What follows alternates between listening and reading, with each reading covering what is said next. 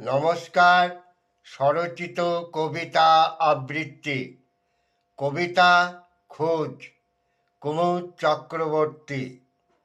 কেউ খোঁজ নেয় না কোনো কালে, যার খোঁজে হারিয়ে খুঁজি সেও না। শুনেছি চোখের আড়াল হলে মনের আড়াল হয়, তাই